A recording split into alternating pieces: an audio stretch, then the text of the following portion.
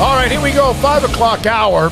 David Helman, DallasCowboys.com. Paul Catalina, Craig Smoke. I'm David Smoke. And here we go on Sikkim 365 Radio and 365 Sports. So David Helman, man, I tell you what the Bengals have done and how they've done it, of course, Burrow and Chase or whatever, compared to the Rams who have...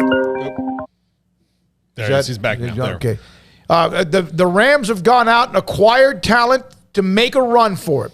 Do you think that's going to test Jerry's patience? Hold on, let me hit this again. Oops. Can y'all hear me? Yeah, now we can. I'm sorry, David. No, you're fine. No worries. No, not really, to be honest with you. I mean, the Cowboys have pretty firmly established the way that they do things in the offseason, for better and for worse. I haven't seen a whole lot to me that suggests that they're going to drastically overhaul the way they do it. I think this is always a fun time of year where you look at the way the teams that are in the Super Bowl have done it. And, yeah, I think the Rams are kind of working a market inefficiency right now. They're one of the few teams that seems willing to part with big-time draft capital. I'm interested to see how that pans out. I mean, if they win this game, then it'll all have been worth it. But I don't think it's going to drastically alter the way the Cowboys approach things. Well, and it's been done either way on either side. So, and the Cowboys have done it both ways, and it's still been a long time. So, there's probably not a way in the middle that they could do it and make it work, because they've probably done that too, haven't they? See, I would love to see the Cowboys try to find a middle ground, because I do think that they skew much more conservatively than a lot of teams. And to be perfectly honest with you, it sounds terrifying to mortgage 2 and 3 years worth of big time draft picks on one roster. I mean, there's just too much stuff that can go wrong when you only play one game. I mean, and I get it. It didn't happen, but if Jaquiski Tart holds on to an easy interception late in the fourth quarter of that game, San Francisco probably wins, and we're sitting here talking about how the Rams went all in and it didn't work out. So, like I said, it worked out. I get that. You can't revise history, but you just leave too much stuff up to chance in a game like football where you only get one crack at it for me to want to mortgage that much of my draft capital. But I do think the Cowboys could do a better job of being moderately aggressive. You don't have to swing for a grand slam every time, but the Cowboys typically don't even step into the batter's box in situations like that. So, I think that they could stand to be a little bit more aggressive without going completely overboard. David, it's no secret you're an LSU fan, and I would imagine a lot of LSU fans had high hopes for Joe Burrow and Jamar Chase, but I can't imagine even the biggest LSU homers could have thought that they'd have the Bengals in a Super Bowl this quickly.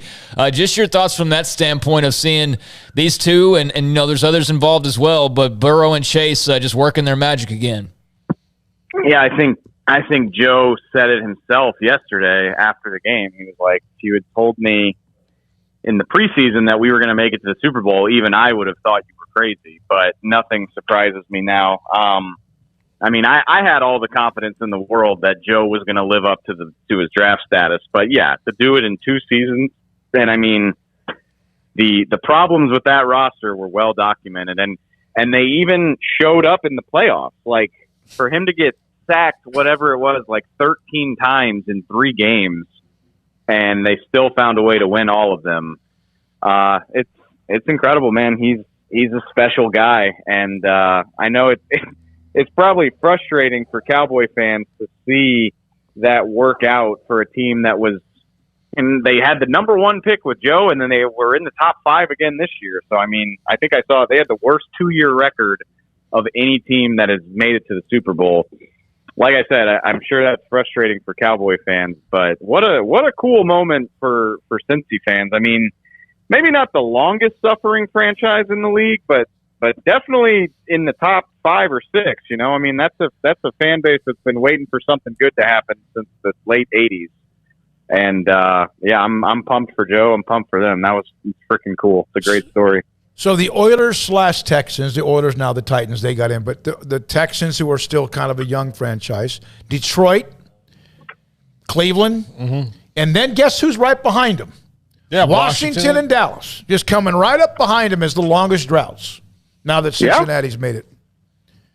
No, I mean, it's a brutal truth. It's hard for Cowboys people to hear, probably, but I say it all the time. You know, it's kind of, and to be fair, I mean, the Cowboys have been competitive for most of the last 25 years, but when you talk about getting to the game, it's easy for people to, you know, you get in these conversations, it's like, well, thank God we're not the Jags, or thank God we're not this team or that team. And it's like, man, at this point, you're keeping company with those types of franchises. And yeah, I mean, Cincinnati making it to a Super Bowl only further emphasizes that. I think the only franchises in the NFC that haven't been to multiple conference title games since 1995 are Detroit, Washington, and Dallas. I mean, everybody else has been to 2 or more, while those 3 are still looking for their first one in a long, long time. So, yeah, there's no way around it. This is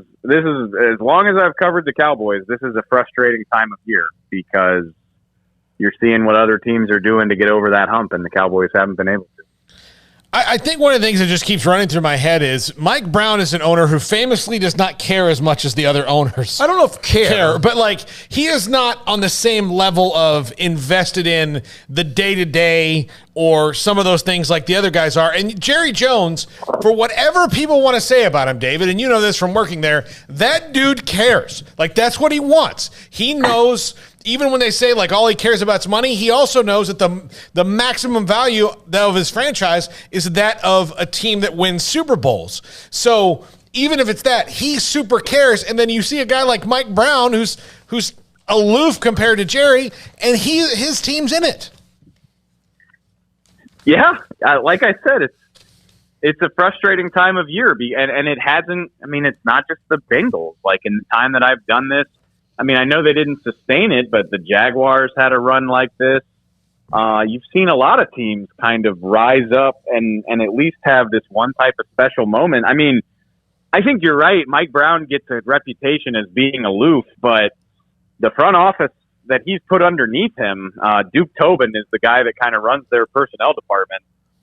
They've done a fantastic job. I mean, obviously, you know, you get a shot at the number 1 overall pick and you draft this special charismatic player like Joe Burrow. That obviously counts for a lot, but what they did with their defense in one offseason says just as much. I mean, they signed Trey Hendrickson from the Saints, who a lot of people were worried about him being able to replicate his success. He had 14 sacks for the Bengals this year. Our guy, Chido Awuzie, who good player for the Cowboys, not ever like a great player. He goes up there and had a fantastic season. They've had some draft picks hit in addition to Joe and Chase. It's just kind of a perfect storm. So credit Mike Brown for putting quality people in place and letting them do their thing. And that's what makes it frustrating is I think for the most part, the Cowboys have done a pretty good job at that type of stuff. I mean, they draft as well as anybody in the NFL. And they've been up to the playoffs on a pretty regular basis over the last 10, 15 years. They just, for whatever reason, haven't been able to kind of catch that lightning in a bottle. And look, maybe I'm a homer, maybe I'm too close to the team. Like, I didn't watch, other than maybe the Bills-Chiefs game, which is just like one of the most insane football games I've ever seen. Yep. I didn't watch any. Y'all correct me if you think I'm wrong. Like, I didn't watch any other playoff football this month and be like, "Yep, these teams look like they're way out of Dallas's league. Like, Dallas doesn't belong on the same field with these guys." I did not get that impression watching San Francisco play LA yesterday. That looked like two teams trying to give the game away in the fourth quarter to me. And that's not to like overhype the Cowboys. They have plenty of their own problems. They lost in the first round for a reason, but I didn't look at most of what happened in the playoffs and think that the Cowboys are a far cry from competing on that level. And that makes it even more frustrating because it's hard to pinpoint why exactly they're not able of achieving more. I know this happened a couple of, or I guess more than a couple of days ago at this point, but since we last talked to you, Dan Quinn, in fact, staying in Dallas. David, that's obviously huge news, but were you surprised by that in any way? And just your thoughts on him making that decision? I was very surprised. I mean, I think he was a candidate for every opening there was. Yeah. And he was a finalist for at least 2. So anytime that many jobs want to take a crack at you, you just assume something's going to come up. But I think it was a combination of Dan Quinn knowing the situation that he's in. The Cowboys have persuasive powers all their own. I mean, Jerry Jones basically alluded to the fact that he thought Dan Quinn was going to wind up a head coach before they kind of sat down together and worked it out that he was going to stay. So, yeah, I mean, and he mentioned it as well. They've done that before with other guys. They did it with Kellen Moore last year to keep him from leaving for Boise State. So, yeah, I think it's a steal. Obviously, you look at everything that Dan Quinn did for this defense. Now, the funny thing, like, he's going to have to do it again. I mean, you got several key players headed for free agency. Randy Gregory, Jaron Kearse. Honestly, all of their safeties are slated for free agency right now. You got to figure out what to do about your other linebackers not named Micah Parsons. There's plenty of work to do. And going back to what we were just talking about, like, the Cowboys are very likely not going to be super aggressive. Like, they're probably going to try to hang on to a couple of their own guys one way or another and then sign bargain guys who they hope to develop. I mean, that's what Jaron Kearse was, and it's probably the best job of doing that they've done in the last decade, of like turning a bargain signing into like a Pro Bowl caliber player. But can you do it 2 years in a row? I don't know, but Dan Quinn's probably going to have to. So I think it's nice that, you know, the scheme stays in place, the coaching stays in place. I think continuity should help, but I think they're going to have their work cut out for them again. I don't know how much carries over from this success. I think they're going to have to start back at the bottom mountain all over again. You know, watching them, and they are loaded up with a lot of the bells and whistles, and they have 2 Hall of Famers on the offensive line, and obviously DeMarcus Lawrence is very good, and they have a lot of guys that I think outplayed who they were, either drafted, undrafted, or signed. It's not as if when you watch San Francisco and the Rams, you see 2 teams that are like beating the hell out of each other, even though they're not doing it all well sometimes. And we saw a little bit of that early with San Francisco punching Dallas in the mouth. It can't be a grit factor, can it? Because that would be like embarrassing to even admit, because every NFL team plays physical. Is there anything to that at all? I think the Cowboys offensive line has a lot of work in front of it this offseason.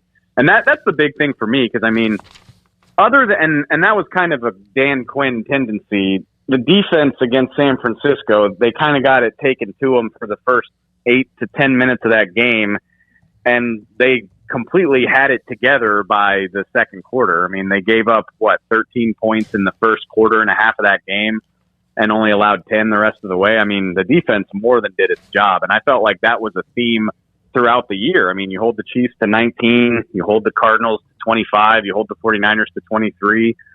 Given everything that's be enough to win those games. You should beat Kansas City if you hold them to 19 points. I mean, that's crazy. But the Dallas offensive line, for sure. I mean, that was the identity of this team for so many years, and the blunt truth of the matter is it's just not the case anymore. I mean, they got whipped by San Francisco. They got whipped by a lot of good teams, Kansas City being another one. And there's something to be said. Again, Joe Burrow proved that you don't necessarily need amazing pass protection to win those types of games, but it sure does help if you can set the tone and run the ball and protect your quarterback and kind of wear the other guys down. I thought, you know, San Francisco's offensive line is fantastic. They bullied the Cowboys, and the Rams made them look vulnerable. I mean, obviously, when you've got Aaron Donald and Von Miller and Leonard Floyd, I guess that's to be expected. But, I mean, I don't think San Francisco ran for more than like 60 yards as a team yesterday. So, yeah, again, the importance of having an offensive line that can dominate the line of scrimmage and dictate the pace of the game. I don't think the Cowboys have had that on a regular basis in a while. And for me, in terms of like getting this team over that hump, I think that is the clearest and most obvious fix you can make this offseason is to upgrade that line. So, David, have you got your bags packed for Mobile, Alabama? You guys are headed to the Senior Bowl, is that right? I am in Mobile, Alabama right now, oh, nice. as a matter of fact. I got here this afternoon. So yeah, we'll be at the practices. We'll be keep an eye on the prospects, and I think Jerry and Steven are here as well. So maybe we'll have a little bit of front office news too. Maybe try to figure out what's going on with Kellen Moore. But yeah, it should be a pretty eventful week down here. I'm looking forward to it. Where are you in draft prep? Are you like at the very beginning stage, or have you already started to kind of dip into that a little bit? I would call it like dipping our toes in the water. I mean, my buddy Broadus and some of our draft guys have already watched 50, 60 players. I have not gotten that far, but the Senior Bowl is kind of a great jumping off point because you can go and watch these practices and say, holy crap, who's that guy that just keeps burning everybody? Or who's that guy that picked the quarterback off like 5 reps in a row? And so you jot those names down and you watch these practices and you say like, okay, these are the dozen like best senior players in this draft, and then you mix that with all of the underclassmen that are going to be first round picks, and like I said, that kind of gives you a nice jumping off point. So hopefully by the time I fly home on Thursday, I'll know a lot more than I do right now. David, thank you. Appreciate your time as always. David Helman, excuse me. Thanks, guys. DallasCowboys.com in Mobile, Senior Bowl, and I've seen some videos of the various games or practices that are going on. There's 2 different ones. I saw one with Xavier Newman, and is it Xavier Newman Johnson? Yeah, and that wouldn't be the Senior Bowl. That was the other one. Yeah. And then I saw Tyquan Thornton, which was battling the other one. with defensive backs and showing up and doing pretty well. Clay Johnston is in the Super Bowl, former Baylor linebacker with Cincinnati, was with Carolina. Matt Rule brought him there. His dad's still a part of that organization, and then all of a sudden Clay's no longer a part of Carolina. Not a bad deal. Go from a team that really is struggling to a Super Bowl. And